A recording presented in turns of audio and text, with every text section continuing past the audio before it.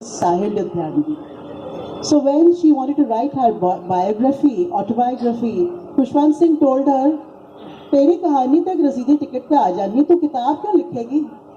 So Amrita Pritam wrote her autobiography and named it रसीदी ticket. आज इस गुफ्तगू का मकसद ये है कि क्या आज की कंटेम्प्रेरी विमेन राइटर्स में अमृता प्रीतम की ईमानदारी है, कृष्णा सोप्ती का बेबाकपन है, क्या उनमें वो गुणवत्ता है, क्या उनमें शिवानी के चरित्रों की मुलायमपन, क्या उनकी मजबूती है, क्या उनमें मनु भंडारी का मनोविज्ञान है, क्या ये सारी कहानियां यूं ही थकी उदास रह जाती हैं? इसके लिए मैं सबसे पहले प्रीति जी से कुछ पूछना चाहती हूँ, लेकिन उससे पहले मैं उनकी ही लिखी हुई एक कविता का कुछ अंश पढ़ना चाहूंगी। मनुष्य को थकने और उदास होने पर जाना चाहिए किसी परिचित पेड़ और किसी अजनबी चिड़िया के पास। मनुष्य को थकने और उदास होने पर जाना चाहिए किसी परिचित पेड़ और किसी अजनबी चिड़िया के पास।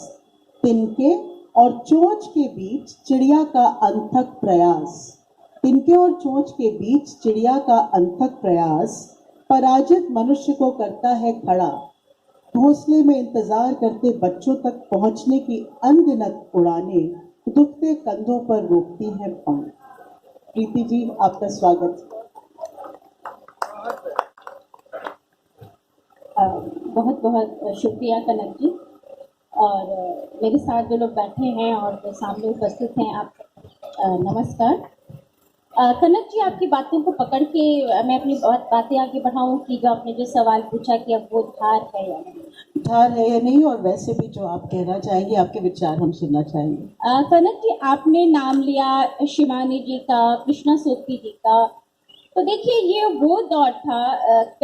अमृता प्रीतम थोड़ा सा और पहले हैं कृष्णा सोप्ती के, और कृष्णा सोप्ती जिस दौर की है उस समय भारत में 3 बहुत महत्वपूर्ण लेखिकाएं थी। कोटुदेन हैदर उर्दू में, बांग्ला में महाश्वेता देवी, और ये सब 30 के दशक के आसपास इनकी पैदाइश है।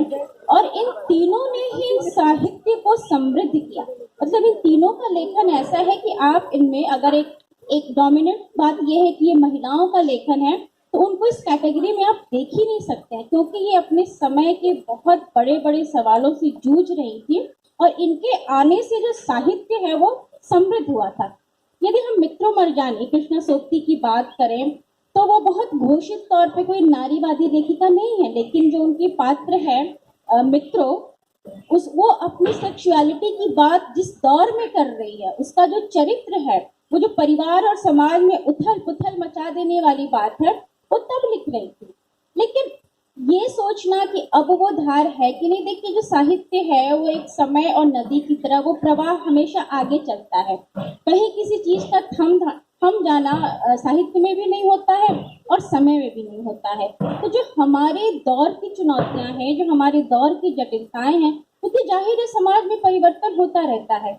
और अब इतने समय बाद जब भारत की राजनीति और समाज ने ढेर सारे परिवर्तन देख लिए हैं, ये हम जरूर कह सकते हैं कि वो पद, वो नाम, भले हम किसी एक लेखिका को नहीं बता पाए, लेकिन हमारे समय में आज भी बहुत महत्वपूर्ण लेखिकाएं हैं, जैसे मैत्री पुष्पा हैं, चित्रा मुद्गल हैं, मृदुला गर्ग हैं। बिल्कुल युवा लेखिकाओं में नीलाक्षी सिंह हैं, वंदना राग हैं, अल्पना मिश्र हैं, आपके लखनऊ की ही किरण सिंह हैं, रजनी गुप्त हैं। ये सारी जो लेखिकाएं हैं वो बहुत अच्छा लेखन कर रहे हैं। यहाँ तक कि जो इनके विषयों का विस्तार है, जैसे पहले था कि भाई जो महिला का एक दायरा था वो एक जोड़ी के अंदर था, तो अक्सर उनकी कहानियों और उपन्यासों में वो एक जो घरेलू महिला है, एक पत्नी के रूप में, माँ के रूप में जो उसका संघर्ष है वो दिख रहा है। लेकिन ये जो महिलाओं को ये जो मौका मिला, या ये कहिए उन्होंने अपने लिए मौके बना लिए, और जब वो बाहर निकल रही है तो जो समाज की जद्दोजहद है, बल्कि उन विषयों पे, ट्रांसजेंडर लोगों पे भी उन्होंने कलम उठाई। किरण सिंह ने उठाई, जो आपके लखनऊ की है, बहुत महत्वपूर्ण कहानी उन्होंने लिखाई। और जो भूमंडलीकरण की दौर है, उसमें एक स्त्री अपने अस्तित्व को बचाने की कोशिश कैसे कर रही है, नीलाक्षी सिंह की कहानी प्रतियोगी में है। और जो सांप्रदायिकता की समस्या है कि एक युवाओं का समूह है विश्वविद्यालय में, खूब अलमस्त है, अचानक से कोई एक ऐसी बात आती है कि पहचान की बात हो जाती है कि अस वर्सेस देम वाला जो डिबेट शुरू हो जाता है, तो जो युवा रोजमर्रा में टिफिन शेयर कर रहे हैं उनके बीच क्या हो रहा है, उनकी जो कहानी है परिंदों का इंतजार सा कुछ। तो मुझे तो ये लगता है कि ये जो हमारी आज की लेखिकाएं हैं उन्होंने अपनी बड़ी सशक्त उपस्थिति, बहुत मजबूत उपस्थिति दर्ज की है और वो लगातार बहुत बेहतरीन लेखन कर रही हैं। जैसे ये तो कथा और उपन्यास लेखन की बात हो गई। यदि आप कविताओं की बात करें तो कविताओं में तो महिलाओं ने कमाल कर दिया है, बल्कि जो हिंदी साहित्य में जो कभी सुनी नहीं गई थी बातें, क्या हम और आप यहाँ हिंदी हार्टलैंड में बैठ के हम जानते थे कि एक आदिवासी कविता का स्वर क्या हो सकता है, खासतौर से वो जो आदिवासी महिला का जो स्वर है, एक दलित महिला की कविता क्या हो सकती है। जब आप निर्मला पुतुल को पढ़ें तो जैसे वो एक समाज की सच्चाई को और हम सबके बीच में ले आती है कि ये भारत है, ये भी भारत का हिस्सा है, भारत इसके बिना बन नहीं सकता। तो मुझे तो ये बहुत सकारात्मक दिशा में जा रहा है लेखन, और खासतौर से जो स्त्री लेखन है, और उसने हमें हमारी सोच का दायरा बढ़ाया है। और सिर्फ दायरा ही नहीं बढ़ाया है बल्कि बहुत सारे ऐसे सवाल पैदा किए हैं जो हमें जूझने को मजबूर करते हैं। जैसे कि एक सौंदर्य की परिभाषा है भाई, कि कौन तय करता है कि यही खूबसूरत है, तो वो ये बता रहे हैं कि नहीं, खूबसूरती का एक पक्ष ये भी है। तो ये बातें हमारे सामने आई हैं। जैसे वो जब वो निर्मला पुतुल अपनी किसी कविता में कहती है कि पिता मेरे लिए ऐसा वर मत ढूंढना जो कोई पेड़ ना लगाए, तो अब ये पेड़ लगाना तो एक प्रतीक है, उस महिला की कितनी बड़ी चिंता है, वो पर्यावरण के बारे में सोच रही है और साथ ही ये भी बता रही हैं कि जो आदिवासी समाज है वो कितना स्वाभाविक रूप से प्रकृति से जुड़ा हुआ है। तो एक बिल्कुल नया फ्लेवर आप जिसको कह सकते हैं वो इस लेखन में दिख रहा है। शुक्रिया प्रीति। तरेश जी, आप कुछ कहना चाहेंगे आजकल की महिलाओं के लेखन पे? आप तो कविता के क्षेत्र से हैं, लेकिन गद्य में भी आप कुछ। हाँ, ये चालू है ना? हाँ हाँ जी। प्रीति जी ने बहुत ही जोरदार ढंग से नाम लेते हुए बताया कि महिलाएं कितना अच्छा लिख रही हैं, लेकिन कितना अच्छा पढ़ा जा रहा है उनको। पढ़ तो कोई नहीं रहा। जब मैं कहता हूँ कोई नहीं पढ़ रहा है, इसका मतलब बहुत कम लोग पढ़ रहे हैं। एक अजीब बात हुई है कि जैसे जैसे हमारी लिटरेसी बढ़ी है, साक्षरता बढ़ी है और परचेजिंग पावर भी बढ़ी है, वैसे वैसे किताबों की बिक्री, हिंदी किताबों की घटती जा रही। लिटरेसी बढ़ती जा रही है और किताबों की बिक्री घटती जा रही है। परचेजिंग पावर बढ़ती जा रही है और किताबों की बिक्री, पत्रिकाओं की बिक्री घटती जा रही है। ये जो काम हो रहा है, ये तो बड़ा, ये कैसा हो रहा है? क्योंकि हिंदी कोई नहीं पढ़ रहा। हिंदी की जगह सिमट गई, तो क्या उर्दू की जगह बढ़ गई है? उर्दू की जगह तो और। तो ये क्या हो रहा है? और अंग्रेजी हमें कितनी आती है? आ सकती है क्या? मैं कानपुर में था और जिस कॉलेज में मेरा लेक्चर था, उसकी प्रिंसिपल इंग्लिश की प्रोफेसर थी। तो बारिश होने लगी और ये अंग्रेजी की बात हो रही थी, तो उन्होंने कुछ ऐतराज किया। मैंने कहा, मैडम, काली घटा आई झूम के, जरा अंग्रेजी में कहिए। अब बड़ी देर सन्नाटा रहा। मैंने कहा, ये तो काली घटा आई झूम के, इसमें कहने में क्या दिक्कत है? तो दिक्कत थी। मैंने कहा, आप नहीं करवाएंगे, कह नहीं पाएंगे अंग्रेजी में। काली घटा झूम के आती नहीं इंग्लैंड में, मुसीबत की तरह आती है। पूरे साल बारिश होती है, कांपते रहते हैं। वहां के बच्चे क्या गाते हैं? Rain rain go away. और हमारे बच्चे क्या गाते हैं? बरसों राम झड़ाके से, गुड़िया मर गई फाके से। बरसों बरसों तक खेतों में अन्न पैदा हो, और कितनी तपिश, कितनी गर्मी के बाद काले बादल आते हैं तो सब बच्चे छत पे चले जाते हैं भीगने के लिए। ये काली घटा होती नहीं तो हमने कहा आप बोलेंगे कैसे। तब तक एक बच्चा थोड़ा रोने लगा, उसे छुपाया तो काहे को चुपता है वो। तो मैंने कहा अच्छा मैडम इसका अनुवाद करिए। बोलिए बच्चा बहुत मचल रहा है। अब वो फिर चुप।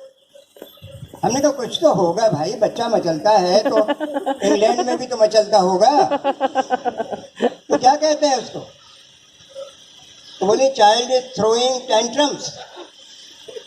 हमने कहा मेरा दिल मचल रहा है, अब क्या करें। My heart is throwing tantrums. अब लहरों में चांदनी मचल रही है तो फिर क्या होगा। सब में एक है। हाँ, मूनलाइट इज थ्रोइंग टेंट्रम्स। मैंने कहा टेंट्रम नहीं है, उसमें एक इमेज है बच्चे के मचलने की। वो हाथ पांव फेंक रहा है, वो जो झिलमिलाहट है, वो जो चेंज है उसके, वो है मचलने में। और वो मेरे दिल के मचलने में भी है, और वो लहरों पर रोशनी मचलने में भी है। और बच्चे के वो एक इमेज है। ये भाषा जो है इसको ट्रांसलेट नहीं कर सकते। This is impossible and it is next to impossible that we can learn English by heart. We can not, we just can cram it up. हम रट सकते हैं, और कितना रटेंगे, कंप्यूटर थोड़ी है, हम भूल जाएंगे, हम बहुत सा रटा हुआ भूल जाएंगे। तो कितना लिखा जा रहा है उससे ज्यादा जरूरी ये सोचना है कि पढ़ा क्यों नहीं जा रहा, और पढ़े कौन। इंग्लिश मीडियम वाले क्यों पढ़ेंगे, क्यों पढ़ेंगे। उन्हें पढ़ना नहीं आता, उन्हें मात्रा लगाने नहीं आती। वो कहते हैं कैसे हिंदी से जान छूटे। वो इंग्लिश मैगजीन, अंग्रेजी की किताबें पढ़ते हैं, और उनके पेरेंट्स भी उनको एनकरेज करते हैं। आप रेलवे स्टेशन पे जाइए तो वहां पे बच्चों के लिए हिंदी की कोई किताब केजी, वो भी इंग्लिश में मिलेगी। खत्म है। हिंदी अब बेपढ़े लिखों के लिए रह गई है, जो कम पढ़े लिखे हैं, जो स्कूल जा ही नहीं पाते, जो गाँव में रहते हैं। Those who have been thrown out of all competitions of this country, वो स्पोकन लैंग्वेज की करें, क्योंकि वो करोड़ों की संख्या में है। हम तो मिटा रहे हैं हिंदी को, अपनी भाषा को। बची रहेगी तो बेपढ़े लिखों के कारण बची रहेगी हिंदी, अभी जल्दी नहीं मरेगी। आप उस दिन आपसे बात हो रही थी तो आप कह रहे थे कि हमारे यहाँ बहुत सालों से किसी को लिटरेचर के लिए नोबेल प्राइज़ नहीं मिला है, हमने कोई बहुत बड़ा इन्वेंशन नहीं किया है कई डेकेड्स में, और उसका एक कारण शायद लैक ऑफ क्रिएटिविटी है। इस पे आपके विचार जानना चाहिए। 72 साल हो गए, 72 years since 1947। नोबेल प्राइज, अरे कोई वर्ल्ड क्लास इन्वेंशन ही नहीं हुआ। हिंदुस्तान में हो क्या गया। छोटे छोटे देश, बहुत छोटे, और उन छोटे देशों को छोड़ दीजिए, बड़े बड़े देशों के पास आइए। जो चाइना है बहुत बड़ा देश है, जापान है छोटा नहीं है, साउथ कोरिया छोटा है, उनके यहाँ हो रहे हैं इन्वेंशन, उन्हीं का सामान तो हम यूज कर रहे हैं। आप अपना मोबाइल देखिए, मोबाइल किसका बनाया हुआ है। कोई हिंदुस्तानी मोबाइल क्यों नहीं है। हिंदुस्तानी मोबाइल नहीं है, कोई एसी हिंदुस्तानी नहीं बना रहा, कोई रेफ्रिजरेटर नहीं बन रहा, कोई गाड़ी कोई कार नहीं बन रही। बन रही है टाटा की, बन रही है, बिकती नहीं है। बनती तो है, बिकती नहीं। hyundai बना रहा है साउथ कोरिया से, सैमसंग से भरा हुआ है। हमारा मार्केट नहीं, लंदन और न्यूयॉर्क का मार्केट भी सैमसंग से भरा हुआ है, जाके देख लीजिए। वही बना रहे हैं जो बना रहे हैं। मारुति जापानी है, हम क्या क्यों नहीं बना पा रहे भाई। 72 साल हो गए। इससे पहले नोबेल प्राइज नहीं आए क्या हिंदुस्तान में? आए। C V Raman Nobel prize winner हैं, चंद्रशेखर नोबेल प्राइज विनर हैं, और कितने लोग हैं, एस.एन. बोस हैं। एस.एन. बोस ने तो आइंस्टाइन के साथ काम किया था, बोसोन नाम सुना होगा, बोसोन उन्हीं के ऑनर में है। ये वर्ल्ड क्लास, लेकिन ये सब आज़ादी से पहले के हैं, क्योंकि आज़ादी से पहले हमारी भाषाएं आज़ाद थीं, आज़ादी आते ही भाषाएं गुलाम हो गई हैं। हमने अपनी भाषाओं में ही अंग्रेज़ों से लड़ाई लड़ी थी और उन्हें बाहर निकाला था, लेकिन अंग्रेज़ी नहीं निकल सकी, वो रह गई है। और साउथ कोरिया के बच्चे क्या अंग्रेजी में पढ़ते हैं? कोरियन में पढ़ते हैं। चीनी बच्चे चाइनीज में पढ़ते हैं, जापानी बच्चे जापानीज में पढ़ते हैं।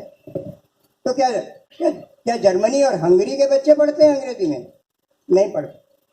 और हंगरी की आबादी पता है आपको? 1 करोड़ मुश्किल से, तो ये 135 करोड़। तो ये क्या हो रहा है? एक PISA नाम का एक कंपटीशन होता है 15-16 साल के बच्चों का। इसमें सवाल नहीं पूछे जाते, कॉन्सेप्ट पूछे जाते हैं। PISA, programme of international student assessment, 174 देशों की सूची में there was list of 174 countries and India was placed at 173. 174 में 173, ये एक नंबर कैसे चूक गए? वो तुर्कमेनिया ले गया। तो उसके बाद से हिंदुस्तान जा ही नहीं रहा उस कंपटीशन में। उन्हें मालूम है कहाँ जाएंगे, 173 से उठ के कहाँ जाएंगे। तो क्या हो रहा है? और इन्फोसिस के चेयरमैन ने एक बार कहा था कि you are no more than cyber coolies. आप साइबर कुली हैं, आपको इन्वेंशन करने गए हैं क्या अमेरिका या इंग्लैंड? आप अमेरिकन बनने गए हैं और चौथाई तनख्वाह पे काम कर रहे हैं, जो कि 5 लाख होती है महीने की। टाइम मैगजीन ने लिखा 75% of the Indian engineers don't know their job. I say 99% of the Indian engineers don't know their job. क्यों? आप ये कह रहे हैं कि हमारी अपनी भाषा में जो अभिव्यक्ति हम कर सकते हैं वो दूसरी भाषा में नहीं कर सकते, इसीलिए शायद अब जो गुणवत्ता हमें पहले मिलती थी कहानी में, पोइट्री में, वो अब नहीं मिल रही है। मैं लेखक जी से मुखातिब हूँ, उससे पहले एक बात कहना चाहूँगी कि 1928 में Virginia Woolf wrote in a collection of her essays, and I quote her verbatim, women and all writers need to have rooms of their own, preferably with locks. These private rooms give women the ability to think independently and without interruption. Woolf refutes men who still argue that women are intellectually, morally, and physically inferior to men. It is economics that keep women down. Virginia Woolf के इन assess के 1 शताब्दी के बाद भी क्या हम economically independent हैं कि हमारे पास एक अपना कमरा हो जहां हमें चूल्हा, चादर और 4 दीवारी ना घेरे हमारी राइटिंग को? ये सवाल मैं लेखक जी को मुखातिब होकर कहती हूँ, लेकिन इससे पहले इसी मौजू पे इनके कुछ शेर हैं, वो पढ़ना चाहूँगी आपकी इजाज़त से लेखक जी। जी बिल्कुल। मैं उससे जिंदगी सौंप कर उसके आंगन की बांधी रही, मैं उसे जिंदगी सौंप कर उसके आंगन की बांधी रही, मुझको 2 रोटियां देकर वो यह समझता है रब हो गया। जिस घर में मेरे नाम की तख्ती भी नहीं है, जिस घर में मेरे नाम की तख्ती भी नहीं है, एक उम्र उसी घर को सजाने में गुजरती, लेकिन गुजर जाए। आपका ये इकोनॉमिक्स जो है, ये कितना इसका रोल होता है विमेन राइटिंग में? देखिए, इकोनॉमिक्स की बात करना तो वो बहुत दूर की बात है, वो तो बाद में ज़िंदगी में आता है। मैं थोड़ा सा शॉर्ट करना चाहूँगी क्योंकि बहुत लंबी तकरीरें सुन के आप लोग थक चुके हैं और आधी से ज़्यादा कुर्सियाँ खाली हो चुकी हैं, क्योंकि हमारे यहाँ ये फैशन है कि हम अपनी बात कह के और भाग जाते हैं। एक आदमी को दौड़ा रहा था बहुत तेज़ी से, तो लोगों ने उसको पकड़ा, बोले क्यों दौड़ा रहे हो? बोला कि उसने अपनी शायरी सुना दी और मेरी नहीं सुन रहा है। तो यहाँ ये पोजीशन है कि जो लोग बोल चुके हैं वो सब जा चुके हैं और बेचारे थोड़े से लोग सुनने वाले हैं। बहरहाल मैं खुश नसीब हूँ जो 10-5 लोग आप लोग पढ़े लिखे लोग यहाँ पर बैठे हुए हैं और मेरी बात सुनने के लिए मुझे मौका, कनकलता जी की मैं बहुत मशकूर हूँ कि आपने मौका दिया मुझे। इकोनॉमिक तो बहुत बात की बात है। मैं एक शेर आपकी खिदमत में हाजिर करना चाहती हूँ। आपकी इस बज़्म की जीनत नहीं, जीनत सजावट, आपकी इस बज़्म की जीनत नहीं, इज्जत हूँ मैं। माँ हूँ, बेटी हूँ, बहन हूँ, यानी एक औरत हूँ मैं। माँ हूँ, बेटी हूँ, बहन हूँ, यानी एक औरत हूँ मैं। मैंने जंगें भी लड़ी हैं और दी कुर्बानियाँ, मैंने जंगें भी लड़ी हैं और दी कुर्बानियाँ। मैं नहीं कमज़ोर, अपनी कौम की ताकत हूँ मैं नहीं कमज़ोर। और जहाँ तक भाषा की बात आती है, मैं आपको बताऊँ, मैंने बहुत ही बचपन से, यानी जो प्राइमरी क्लासेस से मैं तो हिंदी जानती थी, मैं उर्दू नहीं जानती थी। उर्दू से मेरी वाक़फ़ियत हाई स्कूल से हुई और ये पता नहीं मेरे दिमाग में ऊपर वाले ने कुछ रखा होगा कि मैं उसके बाद मैंने PhD वगैरह सब उर्दू में की, शायरी, और मेरी 7-8 किताबें शायरी की हैं, जिनमें 2 किताबें हिंदी की हैं और बाकी उर्दू की हैं। तो ये किया और फिर मैं America, Canada, UAE, US, UK, तमाम दुनिया भर में इसी शायरी के हवाले से गई। देखिए, इकोनॉमिक तो आदमी को जिंदगी में आगे बढ़ने के लिए ज़रूरी है, बहुत ज़रूरी है, लेकिन जो शायरी होती है ना, मैं अपनी बहन कनक जी को ध्यान चाहूँगी, शायरी बारिश में होने वाली जो एक नमी धरती को दूर देर तक नम करती है और वहाँ से एक अखुआ फूटता है, बीज गिरे रहते हैं, उनसे कोपलें फूटती हैं और उन कोपलों को ना कोई रोक पाता है, उस पर पैर भी पड़ जाए तो वो टेढ़ा मेढ़ा होकर निकलता ज़रूर है। तो ये शायरी अंदर से निकलती है। मेरा दुख यही है आज के समाज में, आपका भी ध्यान चाहूँगी, आज के मंच पर, चाहे उर्दू मंच हो चाहे हिंदी मंच हो, मैंने दोनों मंचों पे ऊपर वाले का करम रहा है कि बहुत अच्छी मेरी शिरकत रही है। मैंने ये आजमाया है कि 100% में 95% नकली चेहरे हैं, 5% लिखने वाले हैं। अब आप देखिए कि कितनी बड़ी ट्रेजेडी है औरत के लिए। एक तो आपको शेर कहना है, एक तो आप ओरिजिनल हैं, आप अपने थॉट खुद लिख रहे हैं। तो आपकी लड़ाई इस सामने बैठी हुई शायरा से नहीं है, बल्कि इसके उस्ताद से है। वो जो कह रहा है आपको उस थॉट से ऊंचा शेर कहना है। तो ये एक जंग अपनी प्राइवेट अलग हो गई, एक ये अलग की लड़ाई है। उसके बाद मंच पे आपको सक्सेस भी होना है। फिर अब पता चला कि 16-16 साल की 75 हैं तो 32 साल की एक, तो अब आपको उन 16 साल से कंपटीशन भी करना है, क्योंकि मुशायरा खाली शेर पढ़ने का नाम नहीं है। मुशायरे में आपको प्रेजेंटेशन भी करना है, आपको सच सवर के भी आना है, आपको अच्छा शेर भी सुनाना है, आपको थोड़ा सा गाना वाना भी आना चाहिए। तो आज के समाज में शायरी तो दरकिनार हो गई है, बहुत कोने लग गई है और असली लोगों को भी कोने लगा दिया गया है। अब आप उस जमाने की बात करें जब मजाज ने कहा था कि तेरे माथे का ये आंचल बहुत ही खूब है, लेकिन तेरे माथे का ये आंचल बहुत ही खूब है, लेकिन तू इस आंचल को एक परचम बना लेती तो अच्छा था। अब वो मजाज कह रहे हैं, उस वक्त के मर्दों की थिंकिंग थी, आज़ादी की जंग में जो हिस्सा लेने वाले थे उनकी सोच थी, तरक्की पसंदों का एक वे ऑफ थिंकिंग था। वो बताते थे कि औरत को हमारे साथ साथ चलना चाहिए, तरक्की करनी चाहिए, एजुकेशन हासिल करनी चाहिए। शायरी और अफसाने के मैदान में रज़िया सज्जाद ज़हीर और ऐसी औरतें उस वक्त लिख रही थीं। इसमें चुगताई क़ुर्रतुल ऐन हैदर जैसी औरतें, आग का दरिया जब क़ुर्रतुल ऐन हैदर ने लिखा तो क़यामत मची और दुनिया के बड़े बड़े उनको इनामात और एजाज़ात से नवाजा गया। लेकिन आज वो कुछ नहीं है। आज हर चीज़ में मिलावट हो गई है। जैसे हमारे यहाँ के खानों में मिलावट है, उसी तरीके से हर चीज़ में मिलावट है। ओरिजिनलिटी को बहुत मुश्किल है अपना वजूद बरकरार रखना। निखत जी, और आपकी जो शायरी है जी, वो कौन से एहसासात से प्रेरित है? देखिए, किसी ख़ास एहसासात को तो मैं नहीं मानती, लेकिन हाँ ये ज़रूर है कि मैं एक औरत हूँ और औरतों के साथ मैं जो देखती हूँ कि हाँ ये ऐसा कुछ हुआ, ये मुशाहिदा देखकर और या बरत कर या ज़िंदगी को बरत कर मैंने कुछ ऐसा, अब जैसे मैं पैदा हुई तो मेरे वालिद बहुत रोए कि लड़की पैदा हुई। अब आप देखिए, लड़की पैदा हुई बहुत रोने की बात है। तो ये जब उस वक्त तो मुझे नहीं पता था कि क्यों रो रहे हैं।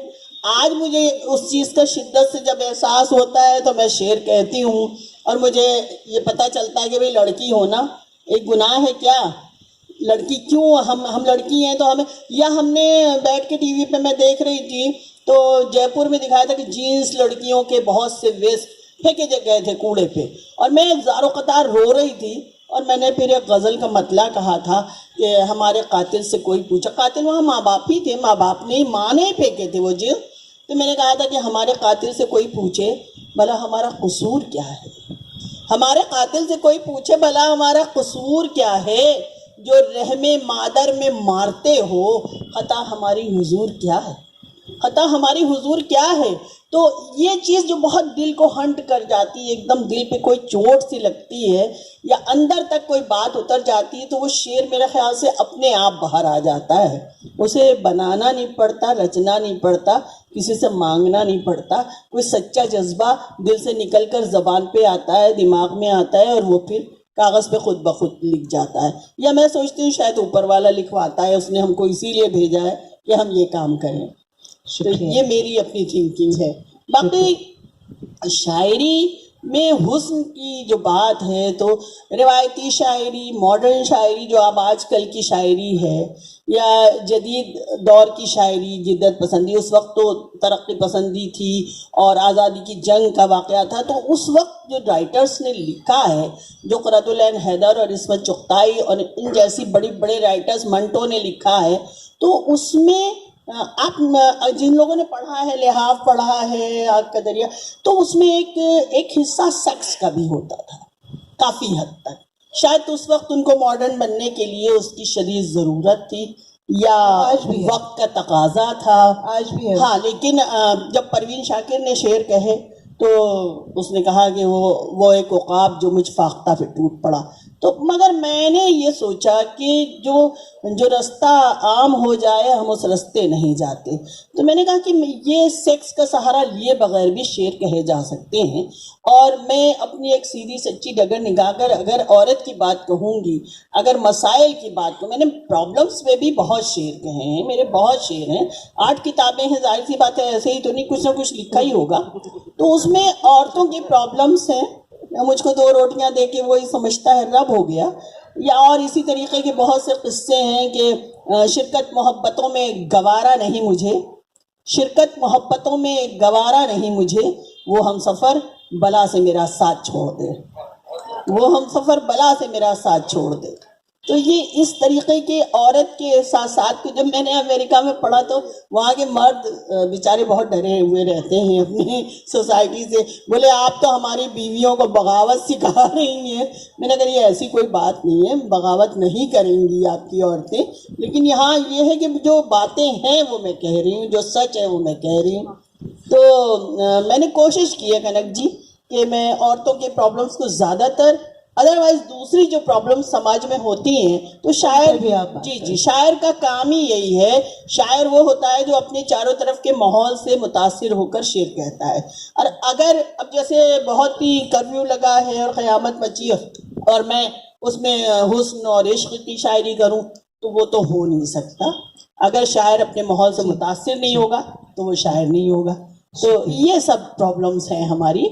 और बचपन से मैंने बहुत स्ट्रगल किया और मुझे ये पता चला कि हाँ, जो आपने सबसे पहला सवाल किया था तो इक़्तिसादी प्रॉब्लम्स का, हाँ, जो फाइनेंशियल आपने बात कही थी, तो जाहिर सी बात है उस अर्निंग के लिए आप जॉब करें या दूसरे वसाइल हैं कुछ करें, तो बहुत ज़रूरत तो उसकी भी रहती है ज़िंदगी के हर लम्हे में। थोड़ा सुकून भी चाहिए, लेकिन जिसको लिखना होता है वो अपना जाके पार्क के एक पेड़ के नीचे भी बैठकर लिख लेता है और भीड़ में भी लिख लेता है, क्योंकि विचार जब आते हैं, ख्याल जब आते हैं। मेरे पास ये पर्ची आई है कि जल्दी खत्म करिए, अंधेरा हो जाए। ओके। लेकिन उसके पहले नरेश जी ने अभी जब जैसा कह रहे थे कि पाठक नहीं मिलते हैं, तो आज की दुनिया में जो ये सोशल मीडिया का रोल है, बड़ा सकारात्मक रोल रहा है। जी जी कि हम लोग पढ़ रहे हैं, जी, शायद खरीद के नहीं पढ़ रहे, लेकिन सोशल मीडिया पर पढ़ रहे हैं, पढ़ते हैं। तो नरेश जी, जो सोशल मीडिया पर पढ़ तो रहे हैं, लेकिन क्या खराब कविता की झूठी प्रशंसा जो हो रही है, उसका हम क्या कर सकते हैं? बस ये सवाल मैं आप तीनों से जी थोड़े में आपको देखिए, खराब कविता की झूठी प्रशंसा सुनकर हम लोग दिल में कुढ़ सकते हैं, बाकी कर कुछ नहीं सकते। और ये होता है, मंच पर हम देखते हैं कि जो बहुत ही चीप पढ़ा जा रहा है, तो वो लड़के खड़े होकर अपनी शर्ट उतार कर और वो नचा रहे हैं, और जो साहित्यिक मैटर पढ़ा जाता है तो उसको लोग ज़्यादा ध्यान नहीं दे रहे। तो ये समाज में जो अभी गिरावट है, मैंने उतार भी देखा है, चढ़ाव। लेकिन उसका दूसरा रूप ये है कि वो लेखन अच्छा है या बुरा है? जी, बुरा है, पर कम से कम लिखा जा रहा है और पढ़ा जा रहा है। हाँ, शायद हम लोग क्वालिटी पे कहीं बस वो प्रथा चालू है। अब उसके नीचे गहराई में क्या है, उसमें जाने में तो बहुत लंबा टाइम चाहिए। प्रीति जी, आपसे आप दोनों से पूछना चाहेंगे इस बारे में। मैं नरेश जी से पहले जवाब देती हूँ, क्योंकि नरेश जी का अनुभव बहुत ज़्यादा है, वो कुछ और बेहतर आपको बताएंगे। देखिए, दो तीन बातें आई जिसमें मैं अपने विचार रखना चाहूँगी। मैं अपना जो लेखन है या मेरी कविता है, उसको बिल्कुल अलग करके हिंदी के पाठक और हिंदी के आलोचक के रूप में आप सबसे मुखातिब हूँ। तो जो दो तीन मुद्दे मेरे सामने आए, जो पहला कह रही थी कि जो आर्थिक रूप से अगर औरत आत्मनिर्भर हो जाए, पिछले 3 दशकों में हम लोगों ने ऐसी आत्मकथाएं पढ़ी जहां औरत बहुत बड़ी उद्यमी थी, उद्योग चला रही थी, लेकिन फिर भी वो अपने व्यक्तिगत जीवन में बिल्कुल प्रेम की वजह से दोहरी जिंदगी जी रही थी, गुलाम की जिंदगी जी रही थी और पराश्रित थी। मतलब कि अगर सिद्धांत ये कह रहा था कि औरत पढ़ लिख लेगी, औरत आर्थिक रूप से आत्मनिर्भर बन जाएगी तो अपना व्यक्तित्व पालेगी, ऐसा हुआ नहीं।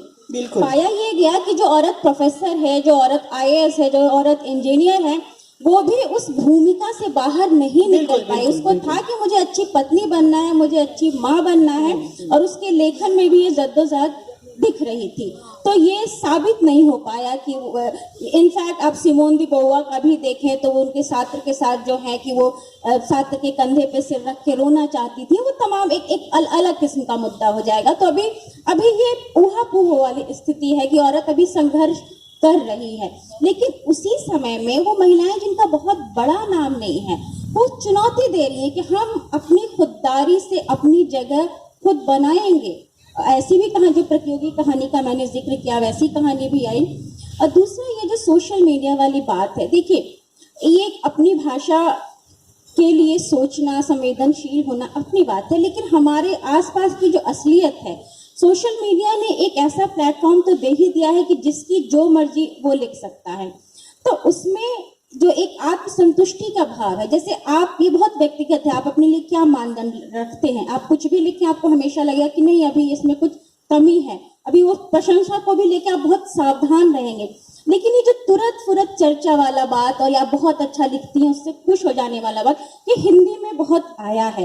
बाकायदे इसमें एक गुटबंदी हुई है, आप गिरोह शब्द इस्तेमाल कर सकते हैं कि किसको उठाना है, किसको गिराना है, लेकिन उससे गुणवत्ता प्रभावित हुई है। और इसमें जो बड़े बड़े प्रकाशन हैं, यदि आप ध्यान दें तो पुस्तक मेलों में, बड़े बड़े पुस्तक मेलों में बेस्ट सेलर कह के, क्योंकि आप नकल कर रहे हैं, बेस्ट सेलर जैसी कोई चीज आप हम लोग इस्तेमाल नहीं करते थे, और बिल्कुल जो सतही किस्म की किताबें हैं आप उनको प्रचारित कर रहे हैं। एक बीच में ट्रेंड आया कि जो IIT के पास लोग हैं या IIM के लोग हैं वो कुछ अपना जीवन लिख दे रहे हैं, लेकिन वो भी पता चला कि एक नकल ही साबित हुई कि आप चेतन भगत को हिंदी में लिखने की कोशिश कर रहे हैं।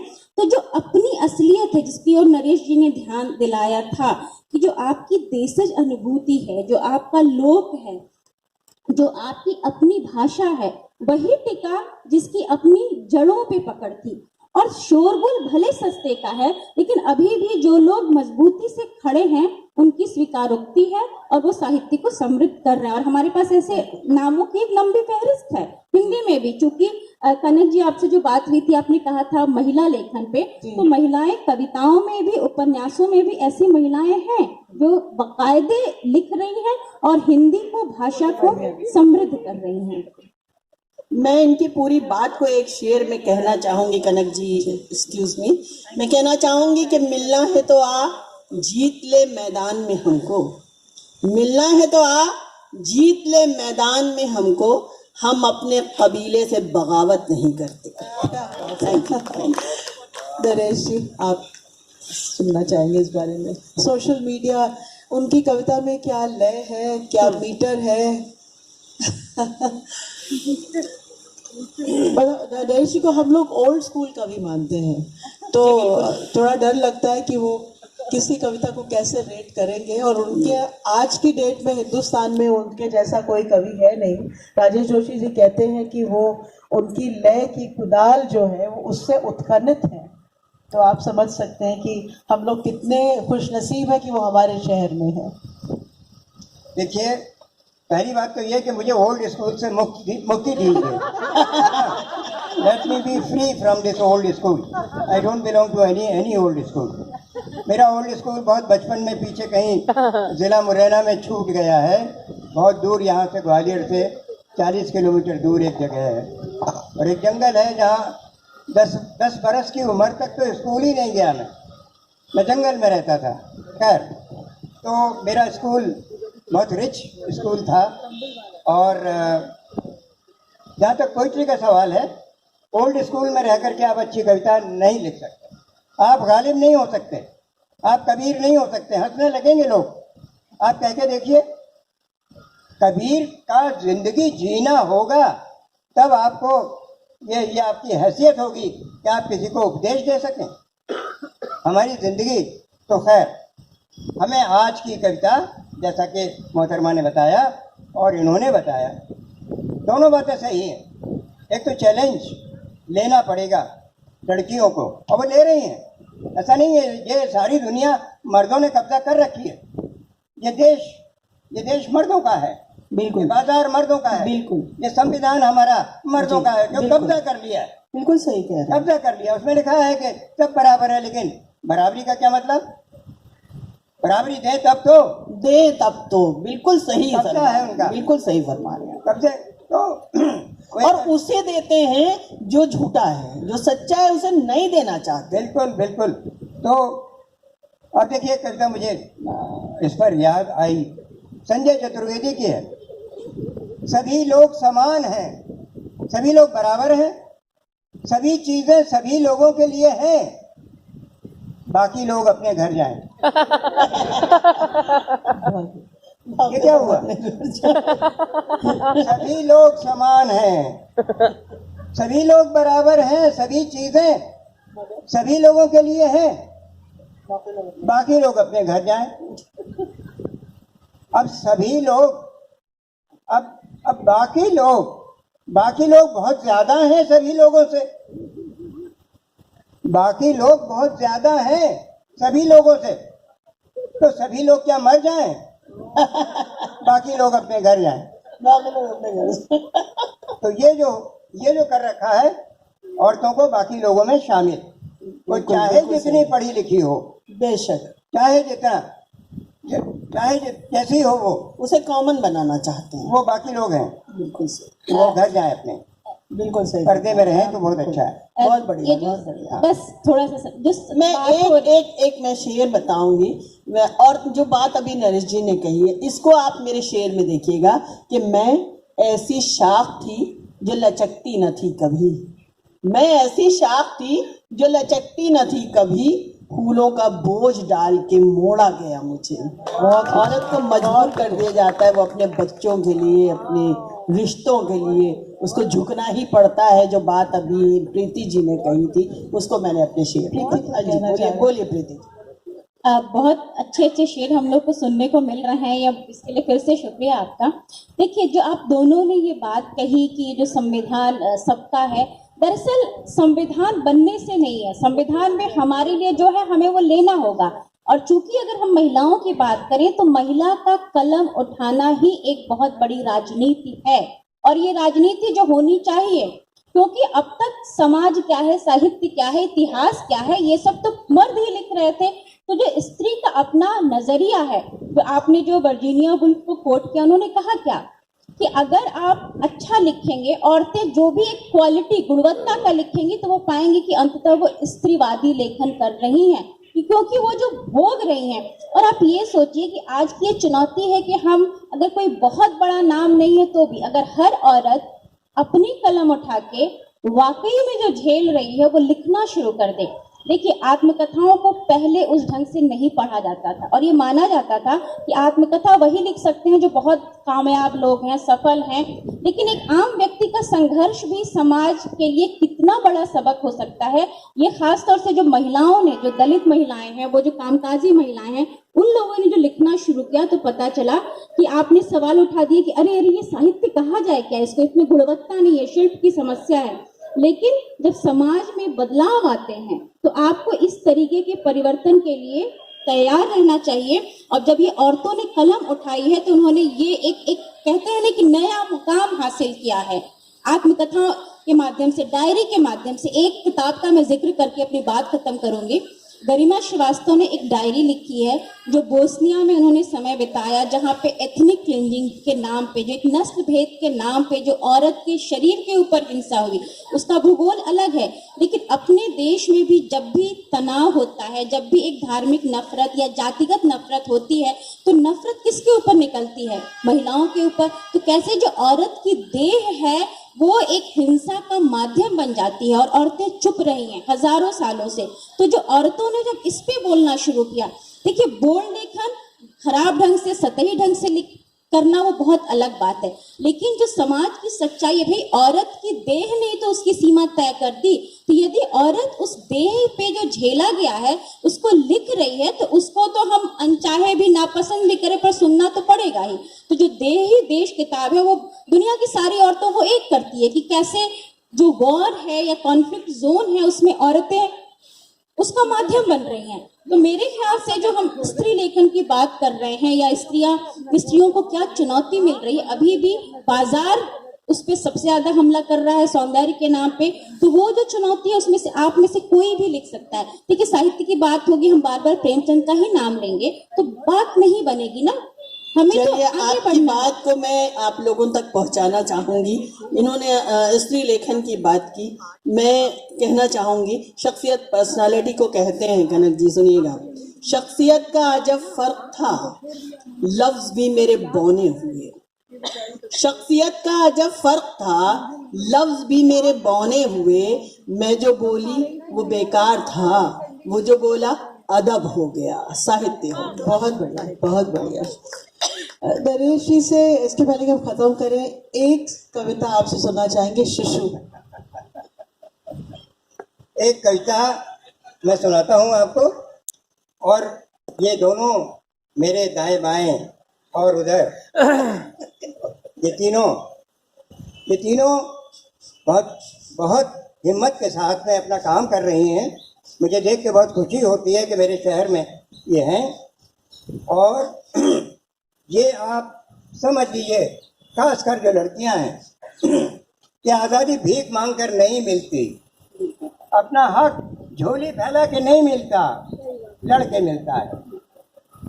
ये ध्यान रखिए, लक्ष्मीबाई घोड़े पे सवार हुई थी, तलवार चलाती हुई लड़ाइयाँ जीती थी उसने, कालपी के किनारे जीती थी, और ग्वालियर का किला जीत लिया था उसने।